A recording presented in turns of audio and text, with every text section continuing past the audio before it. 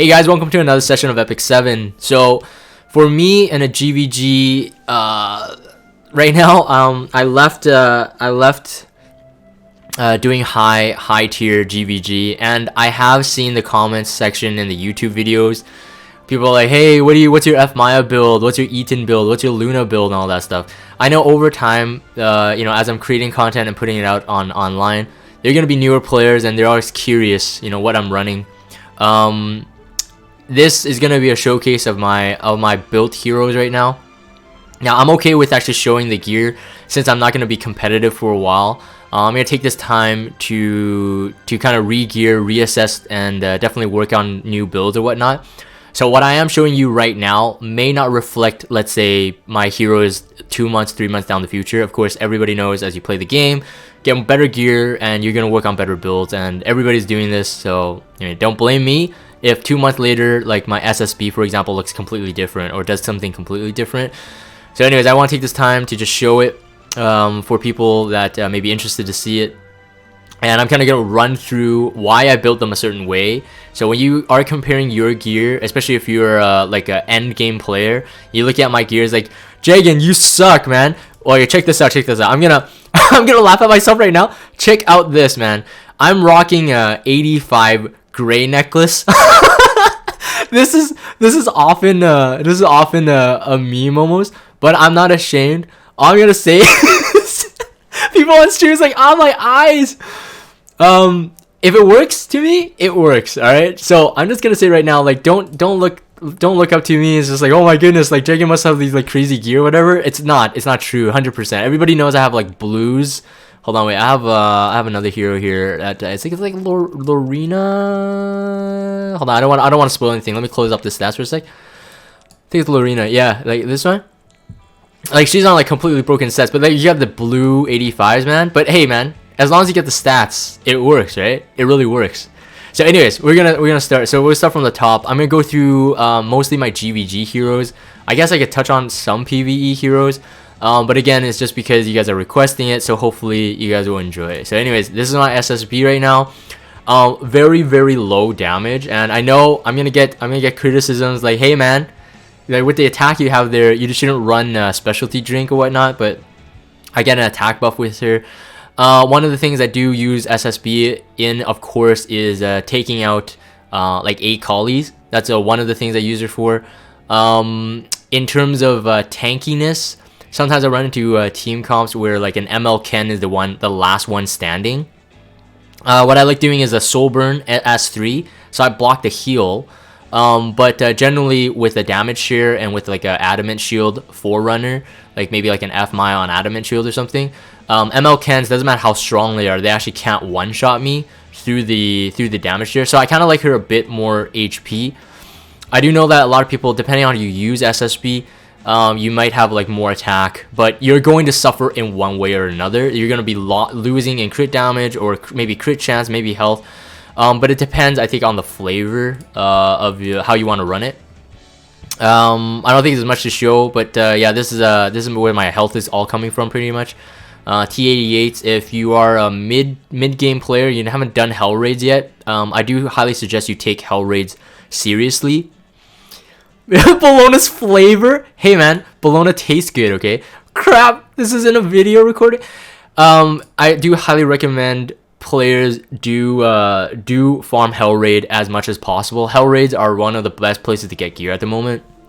So you will see like a couple of probably my best, well, I'll say best built heroes are gonna be like really holding on to any T88 gear, mainly the hell raid drops. So anyways, that's just a tip for people who are maybe hesitant to get into hell raid. I highly suggest you invest the time into farming the gear for it. So anyways, these are just kind of like the stats I'm running on here.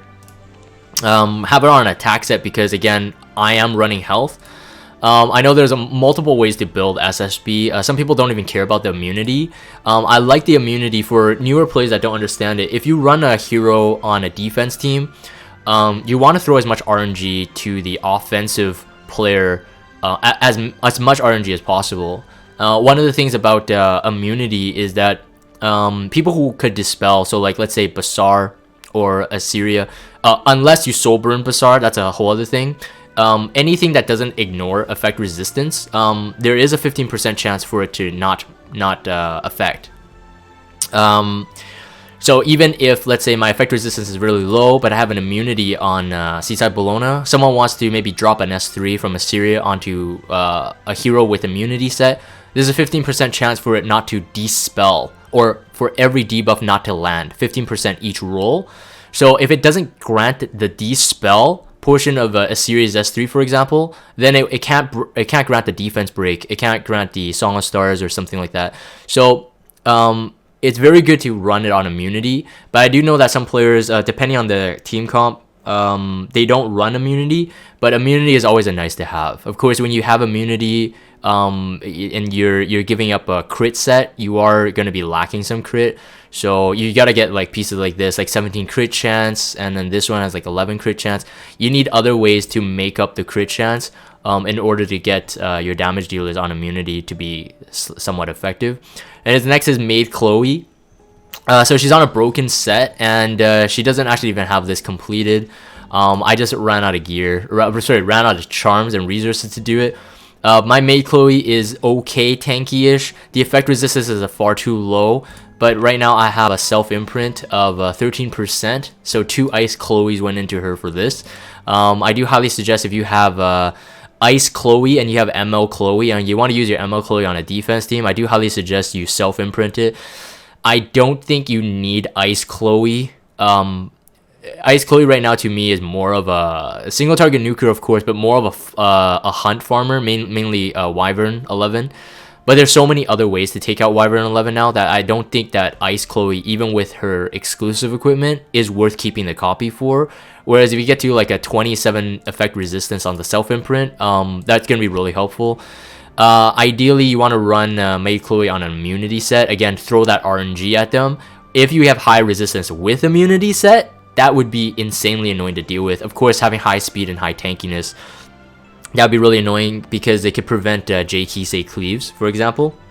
It doesn't matter if the other 2 heroes you have are really squishy in that case, because if people are running J-Kisei cleave and she can resist it, she can revive them, and most likely that cleave team will not survive the following. So ideally, running her on immunity and really high effect resistance is the way to go for sure. 150 effect resistance is the aim. With 200 plus speed, I would say 1400 defense would be nice. The health is fine as it is. You could run her on Water's Origin as well if you have the beefy stats. I ran on Proof for now. And again, I changed my artifacts a lot.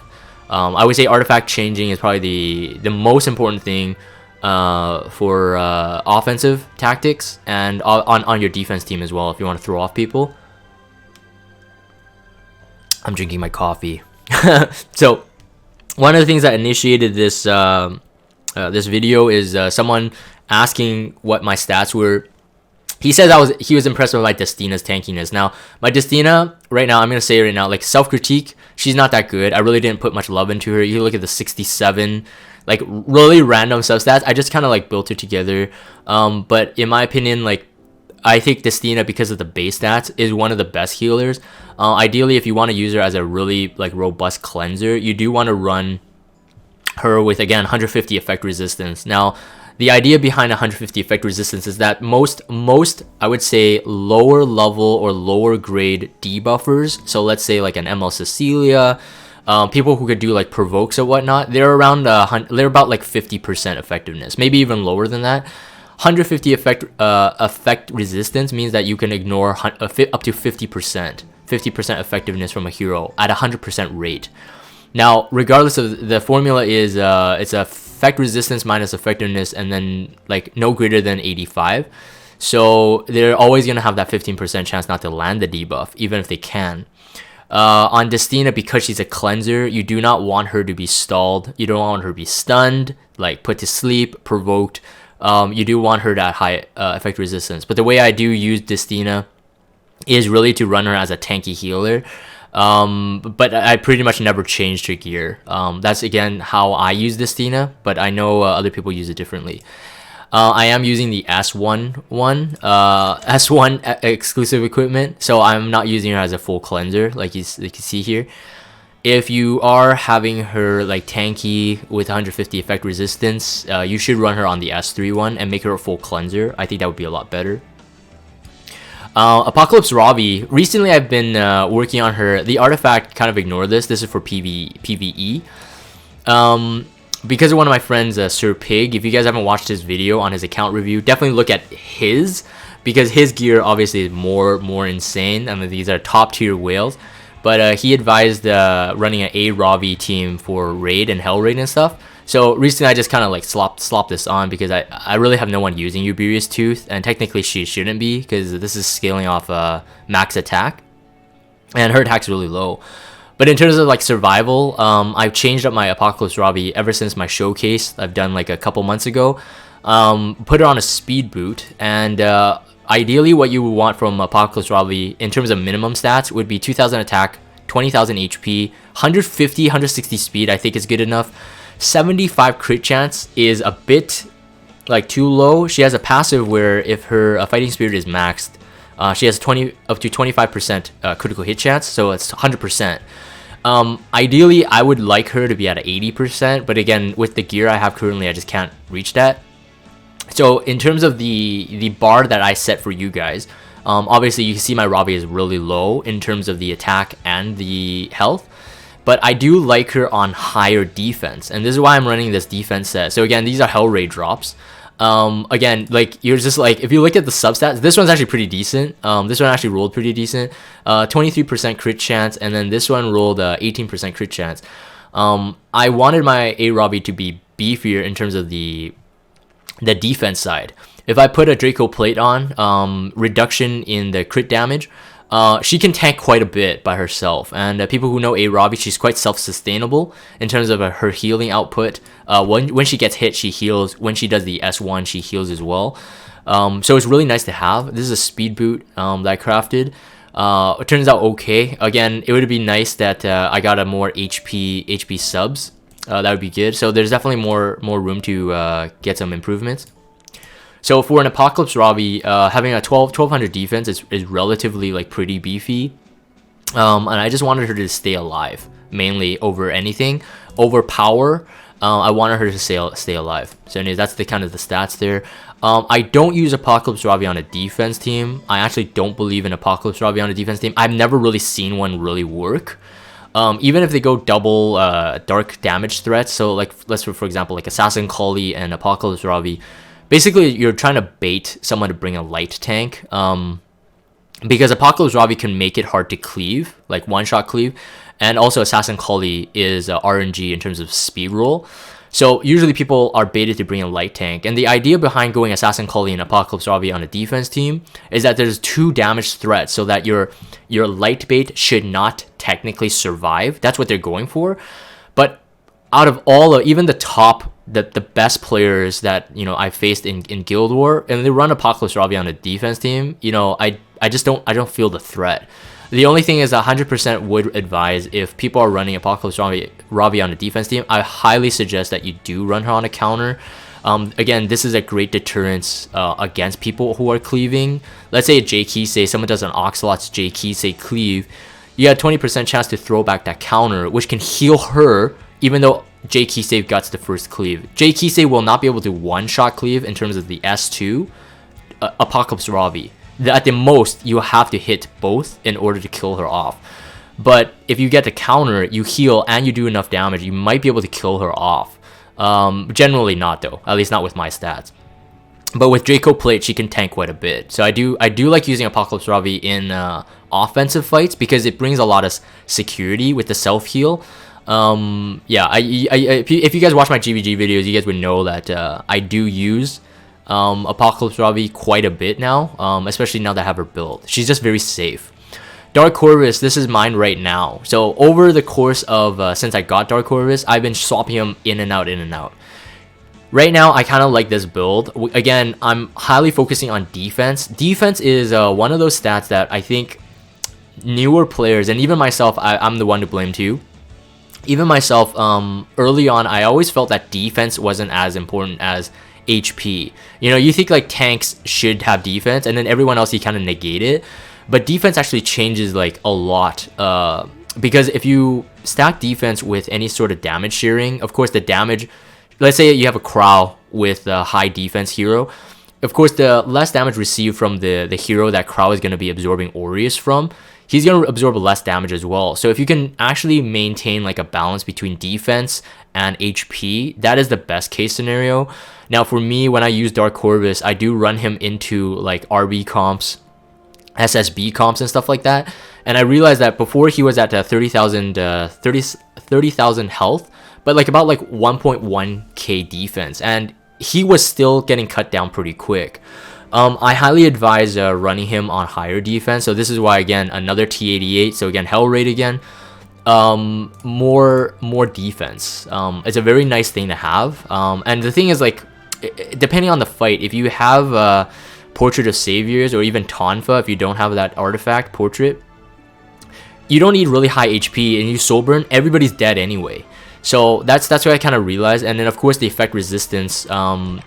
Back when I showcased him a long time ago, I actually had him at I think like 0 effect resistance, and people were like, "Oh, is that good?" I definitely like where he's at right now. 65 is not that good, and like I said, it won't be able to like nullify a lot of stuff, but it can if you run Strat Gauntlet on him. This is not a max Strat, but if it was at plus 30, it would be a 60%. So 120% effect resistance, that's pretty decent. Anyways, I like where he is right now, so I don't have to keep swapping gear. Right? I don't have to keep swapping gear to like a speed boot or something with more defense or something like that. I pretty much keep him the way he is. I never have to re-gear him except the artifact going into the fight. Again, does depend. I do have him ego fragmented, so when I do this, when I do the 18%, he goes into the fight with about 28.9k health. So it's good enough for me, but I love it on high defense. So I don't need to rely on a Aureus holder or anyone with damage mitigation. I run Dark Corvus with 2 healers quite a bit, and one of them is usually Destina, because her heal output is pretty amazing. So as you can see, like I'm keeping up with that high defense there. So when I'm paired up with Dark Corvus, I'm not in any danger in terms of like both my healers and my Dark Corvus. Yeah, anyways. So that's it pretty much. I'll show you guys the rolls here. 26 effect resistance. I loved how this one rolled. 1 into the attack, but whatever. I got some health out of it. You guys saw this one. The armor rolled okay too. 8 speed, 14 health, effect resistance. This one I'm running. It's a 50. Keep in mind it's a 50, but it's the only one I had that had more defense. And again, I wanted to like 100% like make him more beefy in terms of the defense. The other thing is that Dark Corvus, having at 160 speed, I think is very, very good where I want him to be. My realization is that a lot of the times I bring in a 200 speed Corvus, and you don't actually gain back the stacks as quick as when you're sitting back taking the damage. So what I mean is, I would rather him being a bit slower with higher effect resistance and just sitting there to gain the stacks over him having to take turns to build his own stacks. So by the time you hit 200 speed, you're not going to really be lapping everybody on a defense team. Generally, people are running about 150 speed on average for every hero on a defense team. So if you run them at a 200 speed, you're really not gaining too much out of it. But if you're sitting back with a slower speed, you can actually time, I feel, at least myself, time your hits better. This one didn't roll that well, but I had the speed, I had the effect resistance, and the 60 health, so I put that there. This is my fallen Cecilia right now. I'm kind of like taking her out. She's fully molded. Her job was supposed to be a bruiser, so a damage dealer. 186 speed, almost 20,000 health, and defense is not that high. Attack is decent for a bruiser. 81 crit chance, and then 260 crit damage. I won't go into too much. Right now, I use her sometimes on offense, mostly on defense, but lately I've been kind of taking her off defense now. I've been seeing some flaws with people kind of knowing how to counter ML Cecilia. So she's kind of there as a little pest, not too much of a threat. So whether you have her as a speedy tank or a bruiser, I mean that's your choice, but I don't think yeah, I'm gonna be thinking about how I'm gonna reuse her, or if at all use her at all. Maybe I'll take her off completely. This is my Lilibet. Some of you guys have been seeing my Lilibet be used with the Seaside Tamarine mainly, and I do only use her with the Seaside Tamarine. Again, to reiterate, I don't have Ox slots, So it would help a lot if people they don't come on stream and just like, I would just Oxlots that team. I'm like, I don't have Oxlots, man, freak it. But a lot of people are just like generally like, I'm like theory crafting a team comp. So people just like go on stream and just like, oh, just bring Oxlots, and I'm like, no, I don't got, right? But imagine not having Oxlots. Yeah, man, I wanted Oxlots, dude. I wanted Oxlots.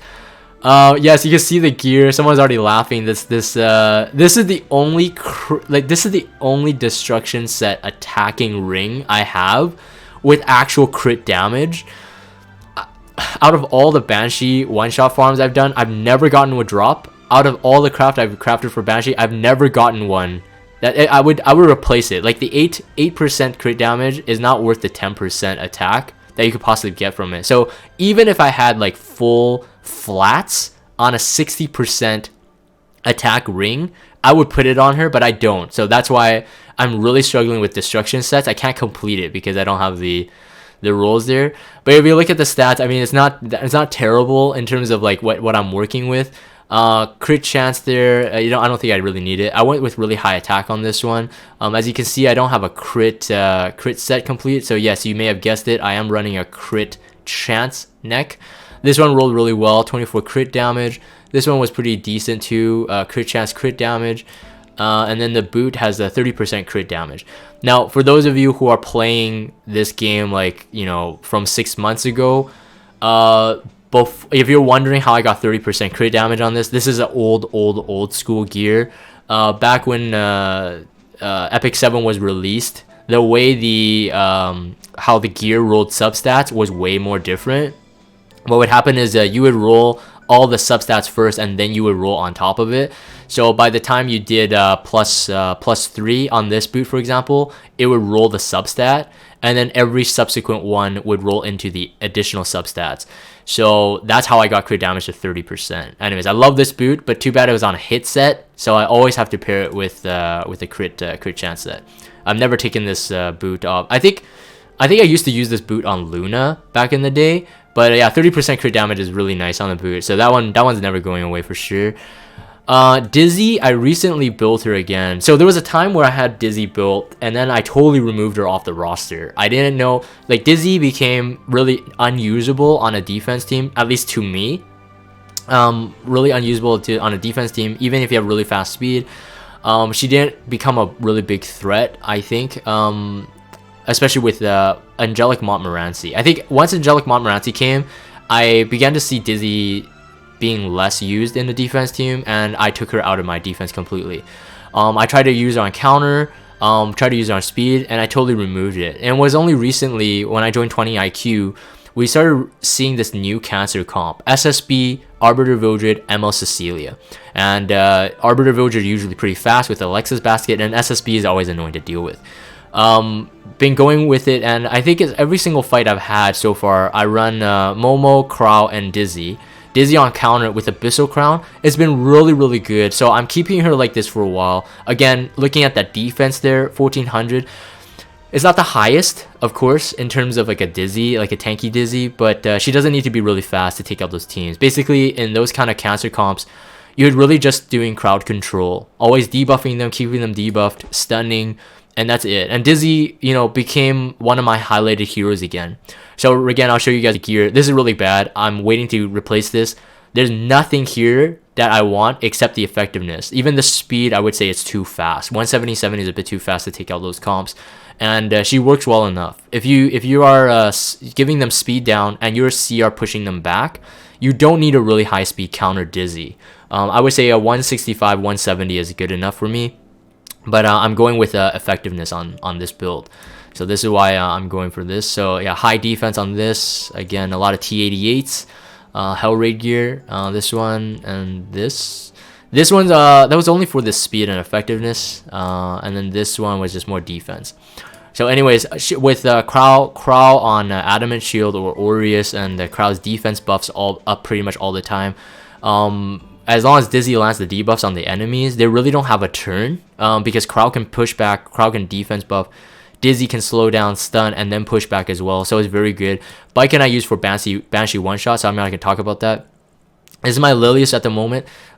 Sort of a semi-bruiser build, but basically a first turner. I'm kind of experimenting with her on a defense team now. So I slow down her speed, but I just kind of rack up the crit damage. Right now I have a 21 Aureus on.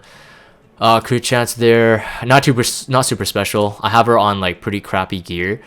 These epics sometimes can roll pretty decent, so I still roll them when it's pretty like when it has good substats. I still try to roll them. This one rolled out pretty decent. I swap this around on a couple bruisers sometimes when I need it. 22 defense there. This one has 13 crit chance. I think this is from Automaton Tower if I remember correctly. It's good substats all around for Lilias especially. And then this one 17 crit damage, and then you got your speed. Pair her up with a high damaging DPS, and her S3 actually does pretty good damage. At the moment, I'm still not 100% sure I want to invest in it fully, because I think Lilias is good, but I don't know if I want to rely on her as a cleaver. Most likely people are gonna maybe bring 1 or 2 ice heroes, but then usually you want to pair her with like a Yufine or a Violet on the other team to put pressure on them bringing ice heroes.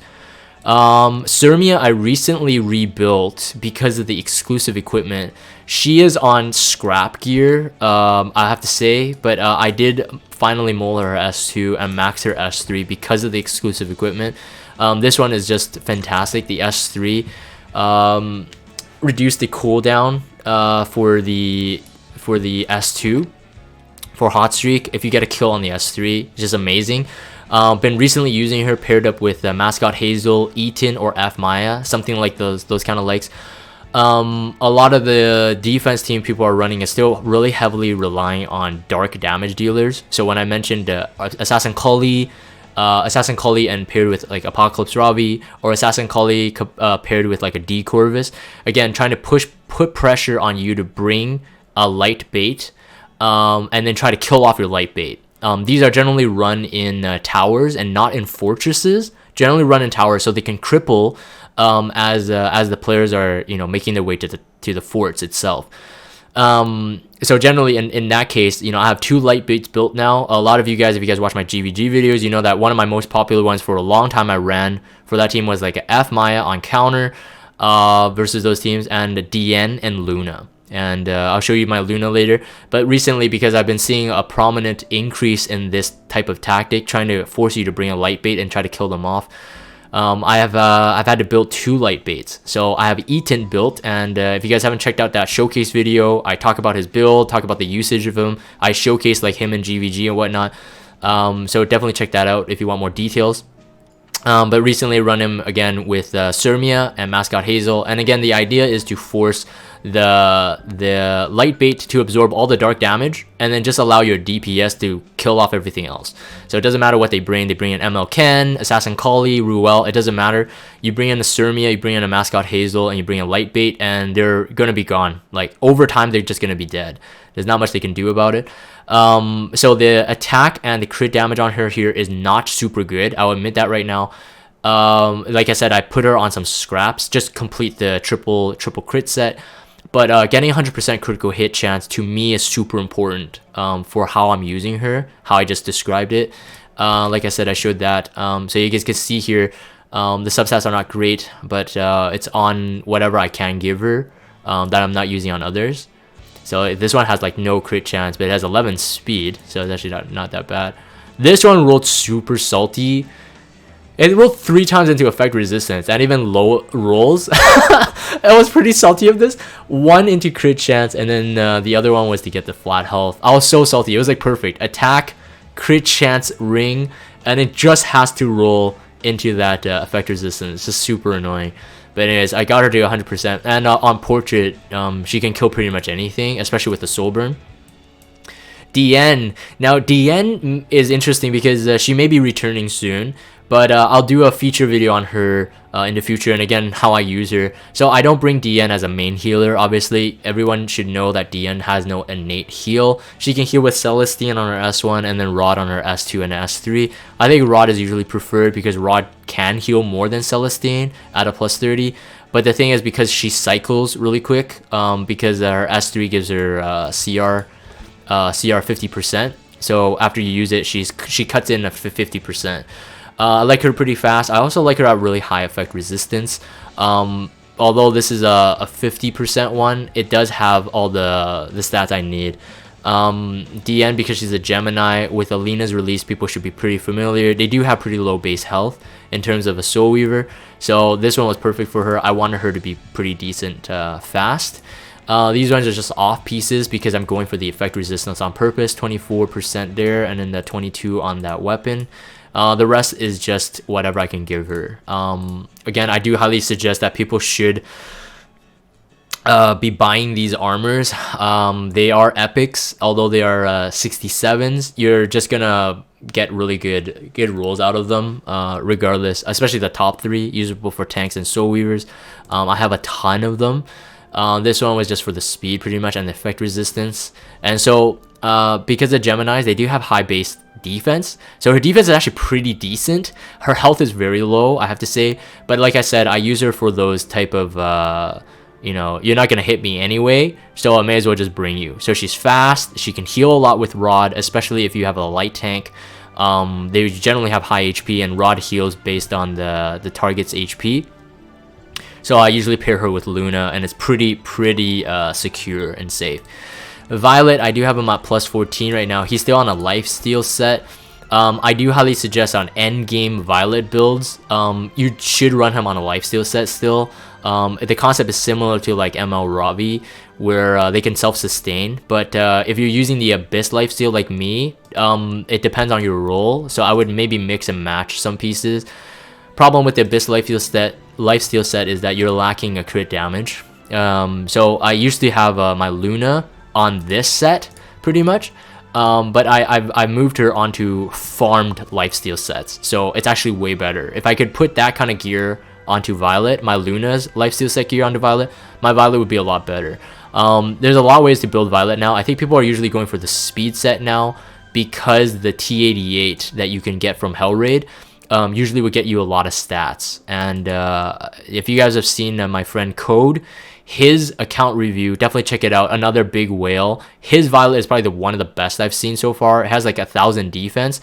Having high defense on Violet is really good, so that even if he takes damage from the evasion, he's taking a lot less damage. In terms of just using him on an offense team, I do bring him in. On a defense team, I don't really trust him enough. He's not quick enough. He doesn't have enough tanky stats. It would have to be a really newbie player for him to actually win, so I don't really trust him on a defense team at the moment. But yeah, sorry, I was showing the stats here. This one rolled pretty good. When I got this epic, I'm like, oh man, it's all gonna go into effectiveness, but it actually rolled okay. The Abyss set, I don't think you guys need to check it out. This was a free one, 65 crit damage, and yeah, the rest of this is just high HP. Violet does do quite a bit of damage, so his lifesteal is actually pretty good. Again, like I said, I think you highly suggest that you would farm your own set if you're gonna take him seriously. This is my Krau at the moment. He's nothing special, very average, so I don't need to really go into his kit here. I'll put him on a couple like spare gears, like this one like broken, but they work. This one's actually really good. I meant to put this one on him, and he's running a broken set right now because just going for the stats. Ideally, you want Krau to be at 150 effect resistance as well. 150 effect resistance Kraus are super annoying to deal with, especially on a defense team, because he's hard to provoke. He's hard to defense break to one shot or whatnot. So highly suggest that if you're gonna look into him. I'm gonna do this. This is my Tamarine. Recently kind of upgraded her, but I'm realizing that I'm actually falling away from using Tamarine and Iseria, even in arena. Just because too many Basars in arena, so you're not really gonna be bringing that. It's not a really secure team. And in GVG, the team comps that are set up right now, Oxlots is the better CR pusher. Iseria Tamarine takes too many slots, and then again on a 67. Ridiculously bad, but it works. For Tamarine, I think again, as any Soul Weaver, try to get the defense high. The health is very low, base health, so highly suggest you running on flat health. Flat health neck with flat health ring would be best, with HP percentage on substats. That would be great. Again, running random stuff on her. Don't think I've changed a lot of the stuff out for a long time. That's my Tamarine. This is my Luna. So everybody's like, whoa, what's your Luna stats? Again, a blue 85. Again, not ashamed to share it. This is the only Abyss lifesteal I have right now. This rolled a 26 attack, which is really good. Again, if people know how Luna works, her total attack is multiplied by the passive here if her HP is above 30%. So 30% attack on top of her total attack. She doesn't have really high base attack, so like compared to like a Leo, for example, but it's good enough to scale off. So if you have a high attack, definitely give it to her. Of course, Luna is also really good because you don't really require a lot of critical hit chance. So I think Luna is very easy to build as a damage dealer because you really need to just fish for attack and crit damage, and that's pretty much all she really needs. My Luna is pretty like decently beefy. Once I actually ran her on a an offense team with Draco plate, and she tanked quite a bit, so it's pretty good. Have her completed on the crit. This was pretty much for only the crit chance. Every time I see a crit damage neck that even if it's a blue or a heroic, it has crit chance on it, I always roll it just to see. Everything else is not that useful. I actually used to run her on Biken's necklace. I'll show you guys my Biken necklace because my Biken's only for Banshee one shot. It was a green one, so if you guys want to make fun of me, that's the best. So this one was my Luna for a really long time. She was actually using this one until I got the blue. So yes, that's a huge upgrade, right? Green to blue. This one was a very good one for me to get attack, and I needed some crit chance to ensure some of the artifact swaps. If I was gonna swap some to like something like a Draco plate, I do need her to have higher crit chance. So this was perfect for her. 13 health, 6 speed, and then this one was decent. This one was a free boot that we got in one of the login events during the past. I do run her on Hellcutter because Hellcutter, the attack stack actually stacks. Based on my calculations, the attack stacks actually stacks not on her base attack, but her total attack. So that's a lot of the reason why a lot of people are like, well, what's your Luna stats? Why does she hit so hard?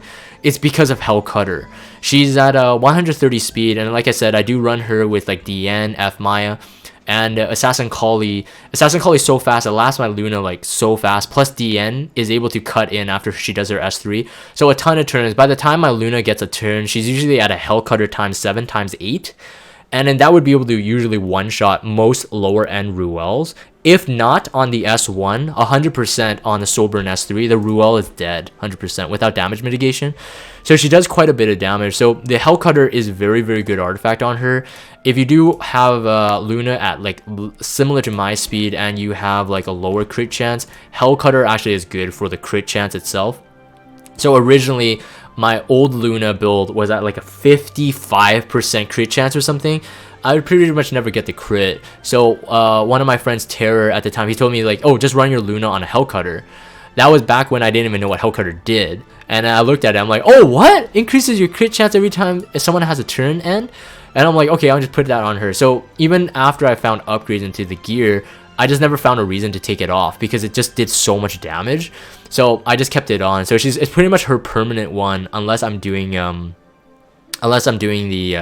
Draco plate thing.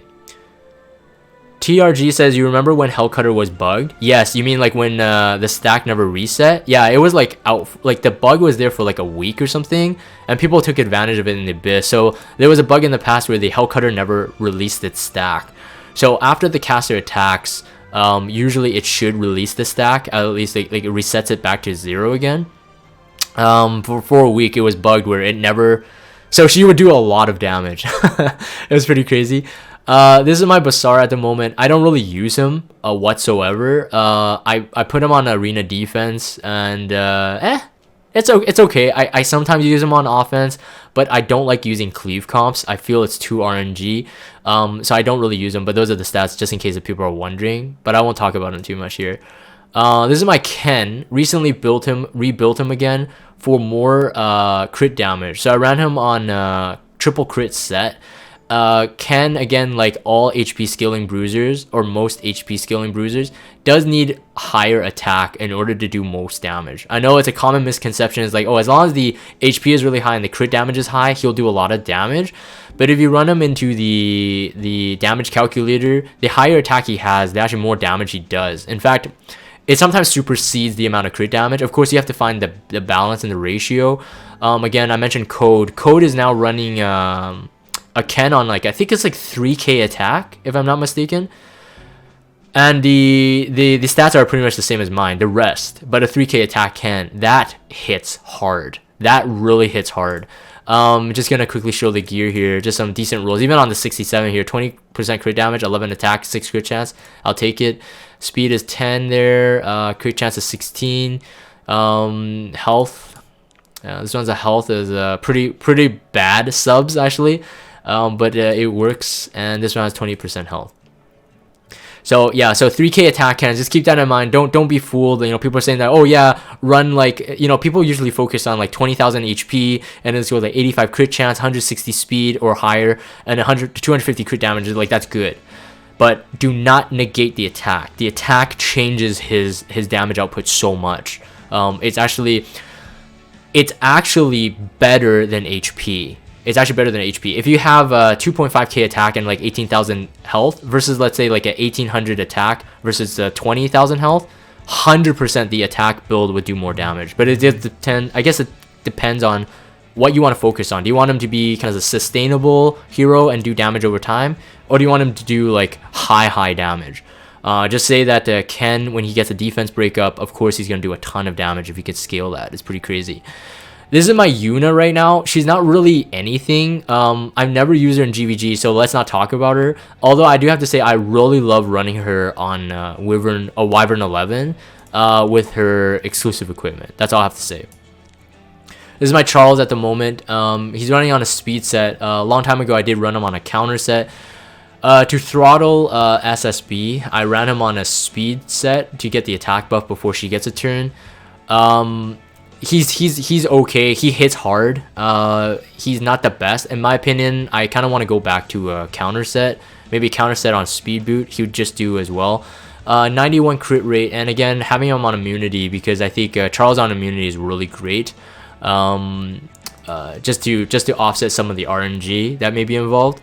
Crit chance there, and this one rolled really interesting.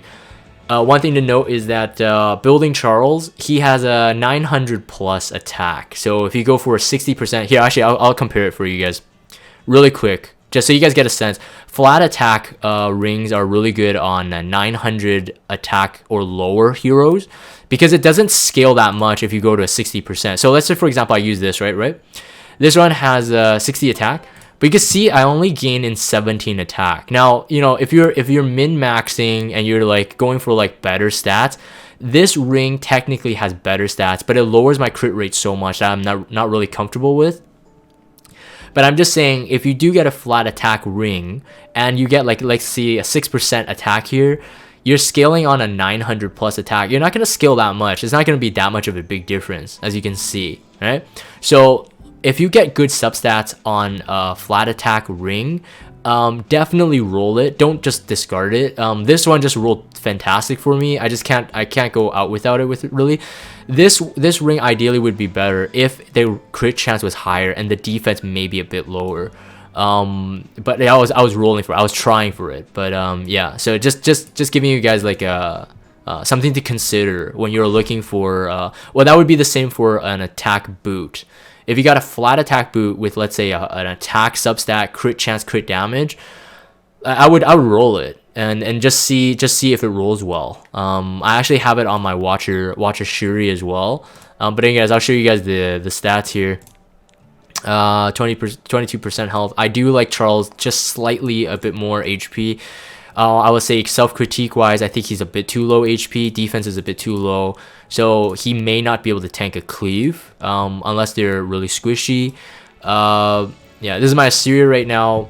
225 speed, 150 effectiveness. I do love her on high effectiveness. Again, this is running so that the RNG is not there. Like, let's say for example, a Ruel has 150% effect resistance. this will give me a fighting chance to be able to land a debuff on her. So I do like focusing on the effectiveness more than speed, for example. I do have her on a health neck, because I think Iseria doesn't really need to do damage. She's setting up anyway. So yeah, and effectiveness, of course, right there. This one has effectiveness as well. This one, of course, has effectiveness as well. Everything has effectiveness and speed. That's what I was aiming for, and turns out okay. So 150% effectiveness, but again, you always have a 15% chance not to debuff someone with immunity, right? You always have that regardless how high your effectiveness is. So that's not too great. Karin, I don't know where I want to use him right now. Again, he's on scraps, but you can see the stats there. It's not too impressive. He doesn't have an artifact. I do sometimes run him on a defense team, sometimes run him on offense team, just to throw in something different. I do have a triple S of him. For those of you who have followed me, my videos and stuff, you guys know that I get Karin's, like, it's like just random. So over time I got him triple S. I never really hammed for him. But so yeah, 18% on top of I think it's like 1,128 or something attack or something like that. It's not bad. So this should be putting him about the 3,800 attack when he is entering the map. But again, I'm not really highly focused on him. I don't know if I want to build him anymore. But yeah, recently I got Ravi, and I do love her. I think Ravi is great. I've already invested some mola into her, and I think I'm too far in not to fully invest in her.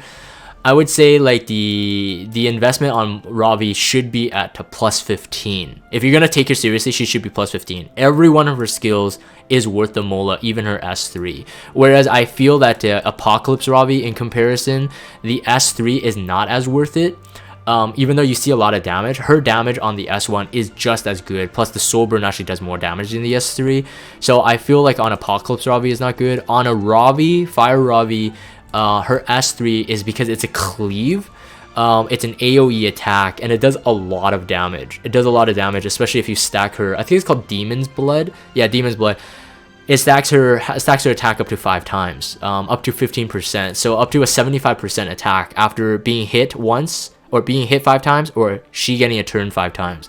Have her on a counter set right now. Ideally, I want her kind of the same as my Apocalypse Ravi. So she would ideally be on a speed boot.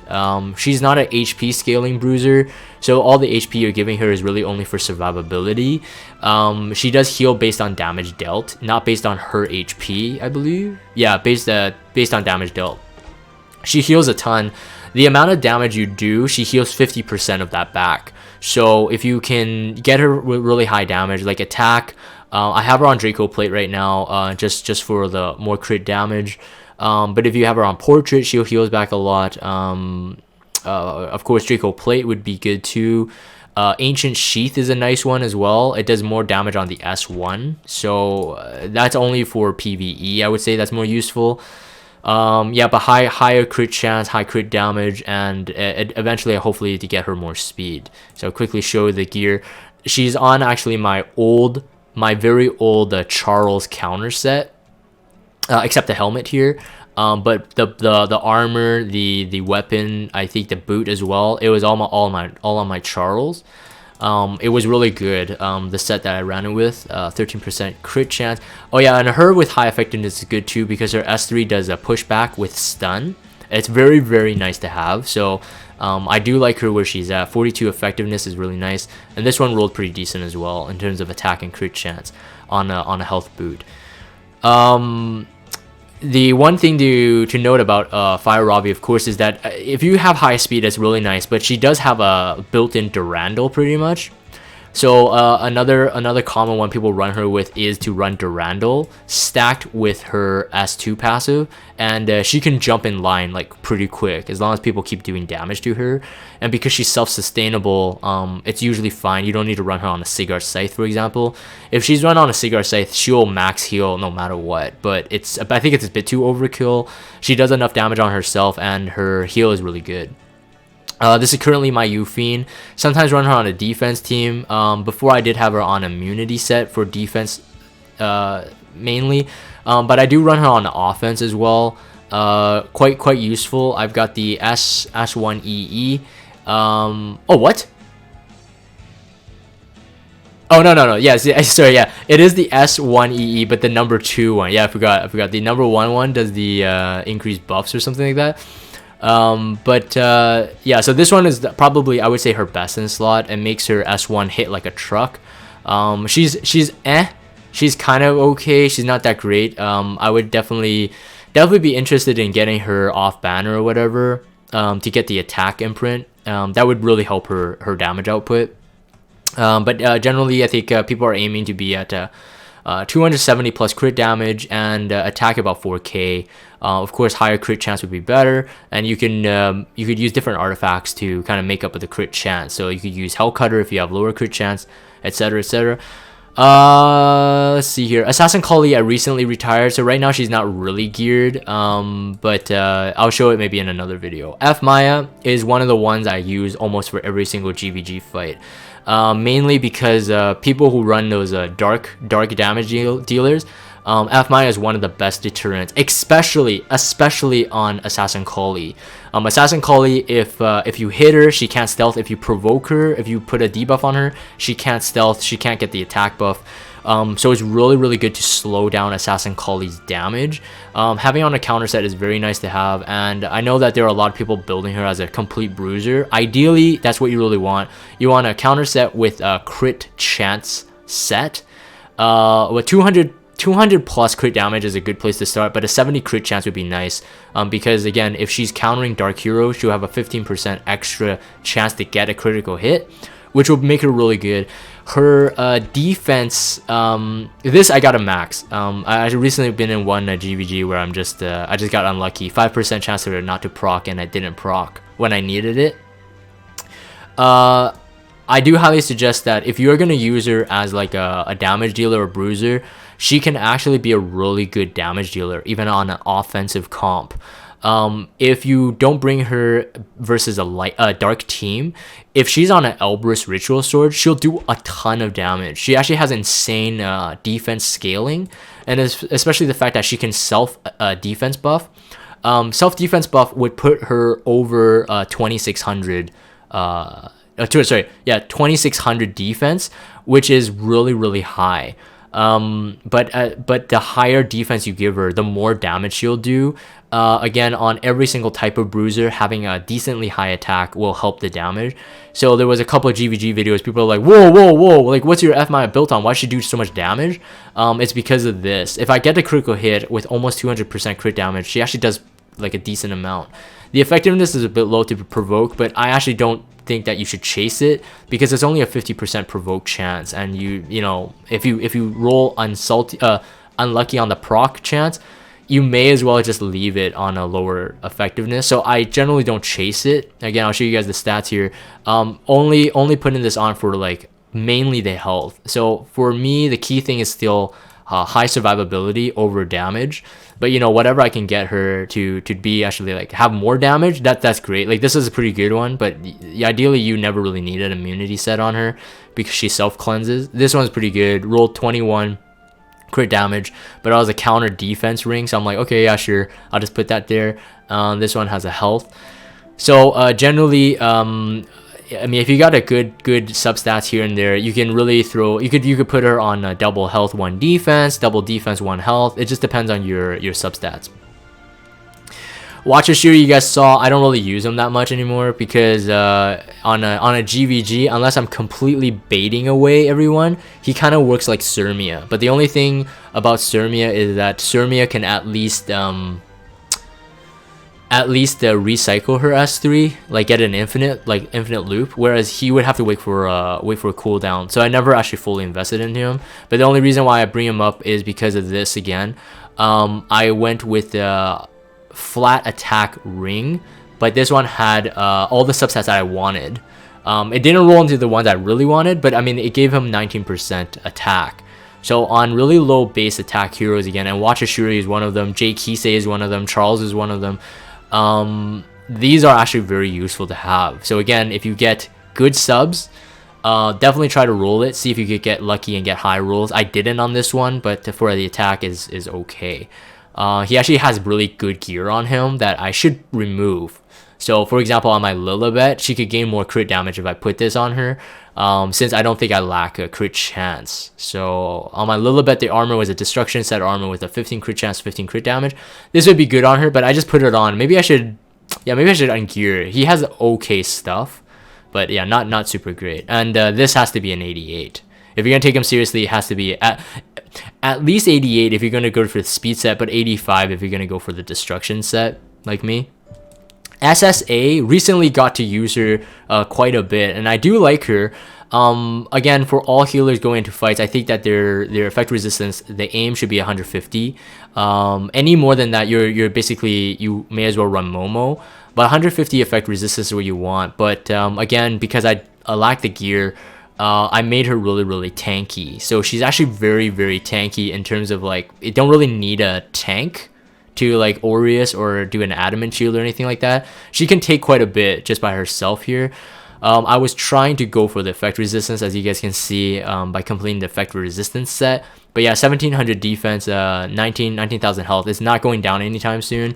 Her self-imprint is health as well, but she's not a high priority for me to ego fragment at this point. So yeah, otherwise she go into the fight with about at least 20,000 health. The only thing is that she's not really a good healer.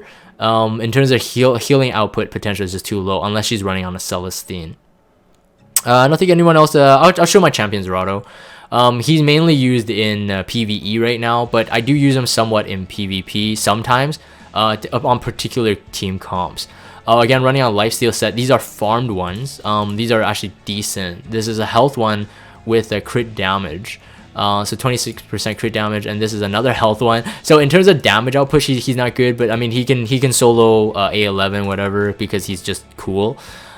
Crit chance, crit damage, and speed. This one has crit damage. It has effect resistance. Ideally, you want to run him with 0 effect resistance and more effectiveness. This one, because I just never got a armor, that's a lifesteal, and this has okay substats, so I just put him on that. He does okay. Let's see who else I have that I bring into PvP or GVG rather. This is my Angie on a blue helmet plus 11, only doing it for the speed, but she's relatively tanky and she's got the speed, although she's on like really crappy gear, so you know that I actually don't really like using her. 67, 71, 71's old school gear, another 67 and a blue. The only like decent gear is probably this one, and it's only because it has 13 speed.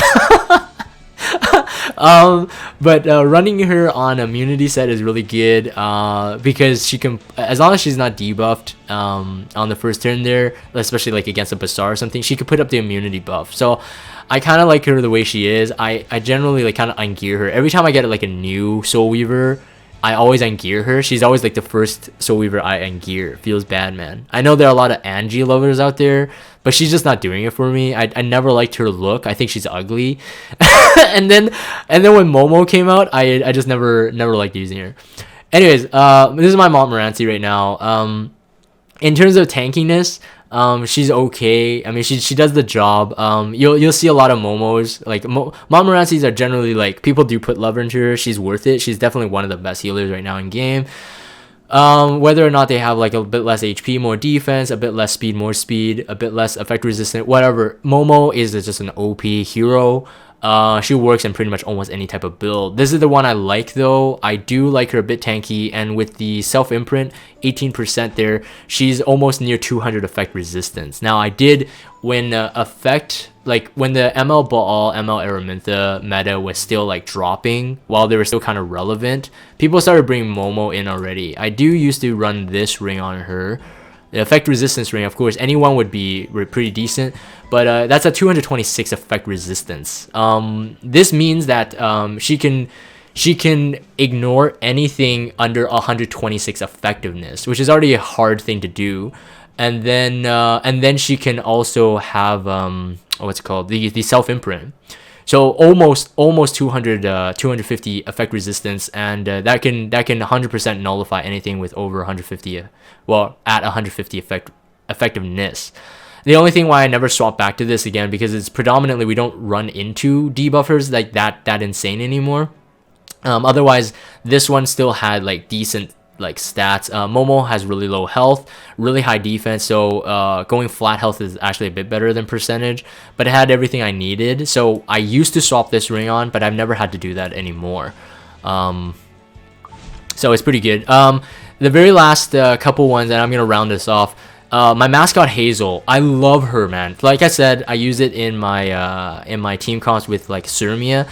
Mascot Hazel is really good, especially with the skill enhanced changes. You don't need Mola anymore. This is very very cheap, and she heals quite a bit. She heals based on target HP and her own attack. So on Eaton, for example, on Eaton, my Eaton is 27,000 HP. On Eaton, her S2 with her own attack buff heals about 7,000 HP. That's without Rod. So you could run her on a Tome, you could run her on a Potion Vial. She heals just as much as Montmorency if you could get her attack high. Mainly some of the... Actually, wait, I forgot to show the Montmorency gear. I'll just quickly show it. There's just the rules here. Health, defense, effect resistance, health, defense, effect resistance. That's pretty much all you're aiming for. Yeah. Okay, so yeah, back to Hazel. So yeah, for Hazel, like I got a couple pieces that I just never used. Like for example, this one, 30% attack, and then you got 50 health. I'm like, oh, this is perfect. That would work for her.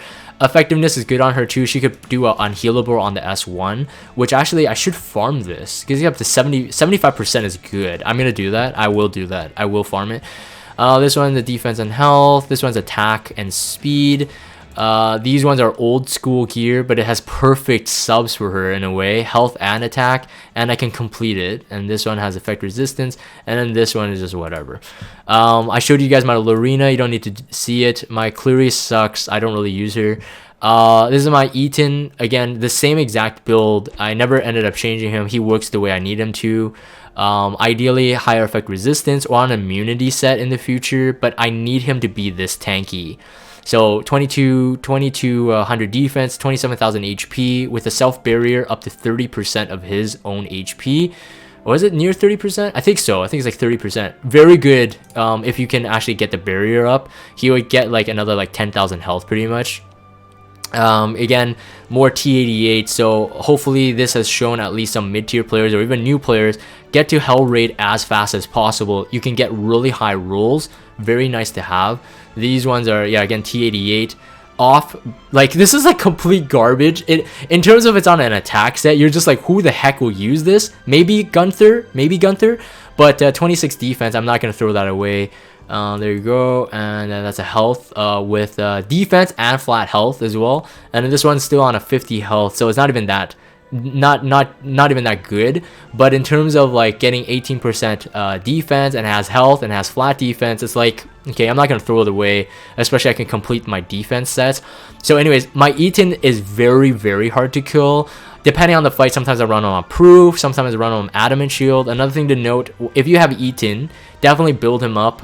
This is an Aureus, 30% damage taken. So if people do a cleave, he actually absorbs 30% of your heroes. You run him on a maxed out adamant shield, that's 16% critical hit reduction, crit damage reduction, and he's better than C-Armin. But of course he can't do the immunity buff for everyone and the invincibility. So I think that's it. I think that's all I wanted to show. Yeah, everyone else is kind of a work in progress. I am trying to build up Fire Achates, so maybe in the future another one of these videos. My Fire Achates right now is 5-star.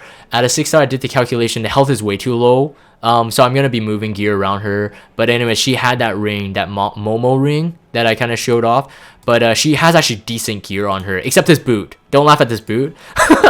It's really bad. But ideally, basically, she's a really good cleanser, and she's actually a broken cleanser, to be honest. So I recently realizing I need more healers, more cleansers. So I am going to prioritize her as one of my next go-tos. But at least this is a slight preview of what she has.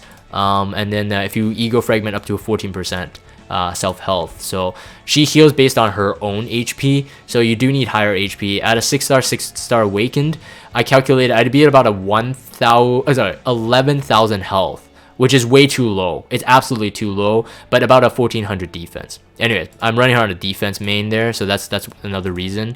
I don't have really good gear for her yet. Anyways, so that's it. That's all my heroes on GVG. So that was one of the requests. Hopefully this has been helpful. At least you guys knows that what I'm kind of using in terms of like how I'm using them and what my builds are. Again, I'm okay with showing this because my plan for the next little while I'm taking a break from end game GVG, I'm gonna be farming gear like crazy. I'm gonna be moving stuff, so by the time I'm ready to go back to high end, hopefully most of the heroes you guys saw will be on totally different stuff. All right, so anyways, I'm gonna end this here for the video recording's sake. Thank you for everyone on live stream being patient, of course. Not really interacting with them, but I'm gonna end this for the video recording sake. If you guys have Discord, check out the Discord server, follow me on Twitter, and subscribe to YouTube if you haven't. As always, thank you guys for watching, and I will see you guys next time.